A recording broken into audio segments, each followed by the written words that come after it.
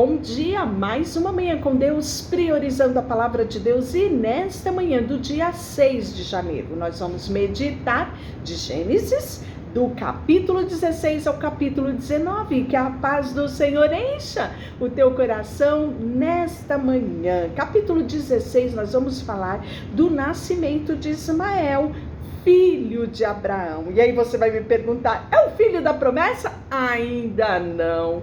E olha que interessante essa história.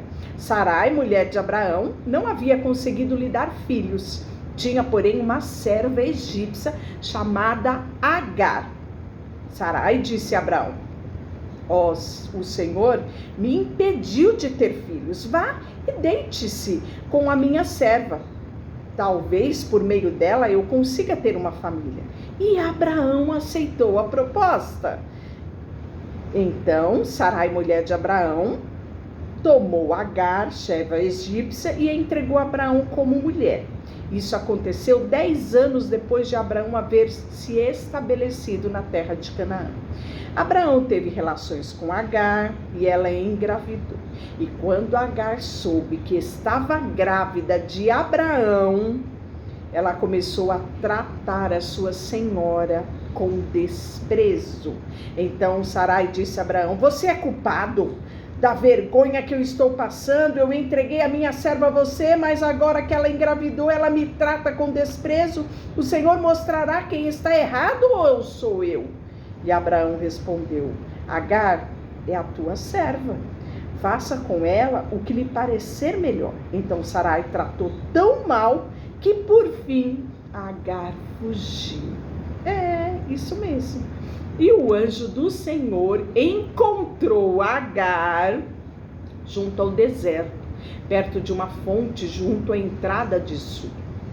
E perguntou: Agar, serva de Sarai, de onde você vem e para onde você vai? Olha que interessante, não é? Deus nos conhece o nosso nome. Deus sabe a nossa origem. Deus nos conhece de onde viemos e para onde vamos. Aconteceu com Agar. Possivelmente ela devia pensar: ninguém sentirá a minha falta, sou apenas uma escrava, não é? Mas Deus conhecia Agar e Deus se interessava muito por onde Agar ia andar, né? Então ela disse: fugindo da minha senhora Sarai, respondeu ela. Foi honesta, não é? E quanta gente tenta mentir para Deus, né? Colocando desculpa. Adão, por exemplo, nós vimos essa cena esses dias. Deus perguntou para ele: Adão, por que tu te escondeste? E ele disse, né? A mulher que tu me deste, né? Ou seja, jogou a culpa para a mulher. Agar não, ela assumiu o que ela estava fazendo. Então o anjo do Senhor disse: volte para a sua senhora e sujeite-se à autoridade dela. E acrescentou: eu lhe darei tantos descendentes que seria possível contar. O anjo do Senhor também disse: você está grávida e dará luz a um filho.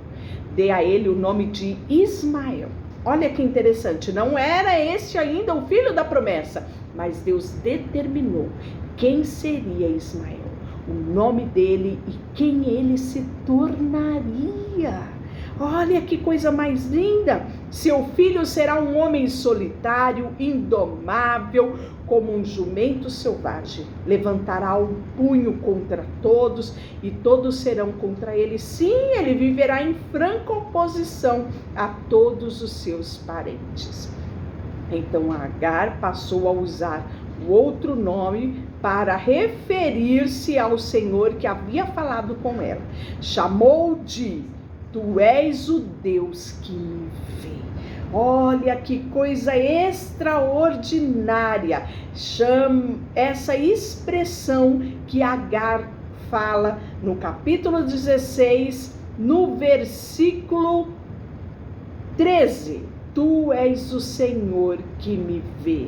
Jeová é o Roi, né? É a expressão: tu és o Deus que me vê. Aqui eu vi aquele que me vê. Que experiência extraordinária a serva Agar teve, não é? Através dela, nos dá esse testemunho de que Deus nos vê, independente das circunstâncias que você está vivendo. Talvez você esteja fugindo como Agar, mas Deus lhe vê aonde você está. E aí nós vamos ver, assim Agar deu um filho a Abraão e o chamou de Ismael. E quando Ismael nasceu, Abraão tinha 86 anos. Capítulo 17, nós vamos ver que Deus vai mudar de Abrão para Abraão, né? Às vezes até a gente se confunde, né? Ao falar do nome nessa transição. Mas o importante é você saber que o nome dele era Abrão e a partir de um determinado momento ele passou a ser chamado Abraão, né? Todas essas mudanças de nome que Deus trazia era para marcar um tempo especial na vida de uma pessoa, né? E não foi diferente. Quando Abraão tinha 99 anos, o Senhor apareceu e disse: eu sou o Senhor Deus Todo-Poderoso, seja fiel a mim e tenha uma vida íntegra. Em outras versões fala: eu sou o Senhor teu Deus, anda na minha presença e seja perfeito. E ser perfeito, né? Em outras versões talvez seja essa que você tenha. Farei uma aliança com você e lhe darei uma descendência, olha ele confirmando aqui, incontável. Quantas vezes Deus repetiu isso para Abraão? Será que era porque Deus ele precisava? Não, Abraão precisava, não é, ser relembrado das promessas de Deus. Quantas vezes Deus faz isso comigo e com você, né? Faz nos relembrar promessas que ele nos deu. E eu quero que esta manhã você pare um pouco e lembre das promessas que Deus já te fez. Se elas se cumpriram já, glorifique a Deus, agradeça, faça um altar de adoração a Ele, de alegria, de gratidão pelo que Ele já fez. Mas se ainda não aconteceu, olhe para elas e anseie o cumprimento da promessa, porque fiel é aquele que nos promete. E aí nós vamos ver que foi mediante a essa experiência onde Deus ele vai relembrar as promessas: farei de ti uma numerosa nação, mudarei seu nome, você já não será chamado Abrão, mas sim Abraão, pois será o pai de muitas nações. Eu o tornarei extremamente fértil. Não é só fértil, é extremamente fértil. Olha só que promessa extraordinária para um homem que já estava aos seus 99 anos. Confirmarei a minha aliança com você e com seus descendentes de geração em geração. Esta é a aliança sem fim. Serei sempre o seu Deus e o Deus dos seus descendentes. Olha que coisa preciosa Deus fala aqui com Abraão, não é? Que relacionamento lindo. Isso não inspira você? Me inspira profundamente. Sabe, quando eu olho para a palavra de Deus, eu sei que eu posso ir além no meu relacionamento com Deus. E ele continua, né, dando a ele um sinal desta aliança. Ele diz assim: todo indivíduo do sexo masculino entre vocês devem ser circuncidado. Corta-se a carne do prepúcio como sinal da aliança entre mim e vocês. Todo menino deve ser circuncidado no 8º dia depois do seu nascimento, de geração em geração. Esta aliança, ela é até hoje celebrada e mantida com muito orgulho, com muita honra, com muita devoção pelo povo judeu, né? A circuncisão masculina.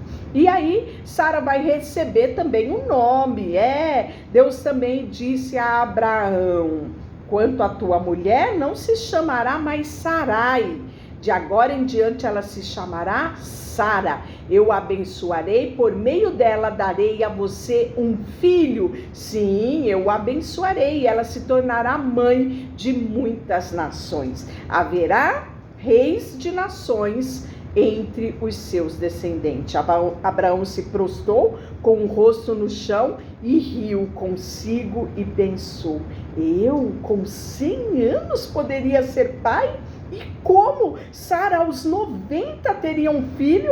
Então Abraão disse a Deus: que Ismael viva e seja uma bênção. Mas Deus lhe respondeu: na verdade, Sara, sua mulher, lhe dará um filho. Você o chamará de Isaque, e eu confirmarei com ele e os seus descendentes para sempre a minha aliança. Quanto a Ismael, também o abençoarei, como você pediu. Eu o tornarei extremamente fértil e multiplicarei os seus descendentes. Ele será pai de 12 príncipes e farei dele uma grande nação. Abraão tinha 99 anos quando foi circuncidado, né? E a partir dali isso se tornou uma prática. Todo menino ao 8º dia de nascido era circuncidado. Que coisa extraordinária, não é? Que coisa mais linda! Capítulo 18, a promessa de um filho para Sara. Isso mesmo, e o Senhor vai aparecer novamente a Abraão junto ao bosque de carvalho que pertencia a Mamre.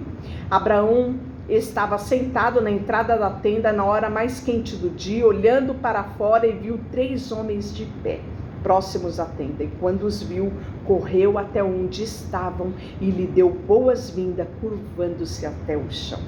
E aí você falava: como que Abraão sabia que aqueles homens não eram homens naturais? A palavra diz que o homem espiritual tudo discerne.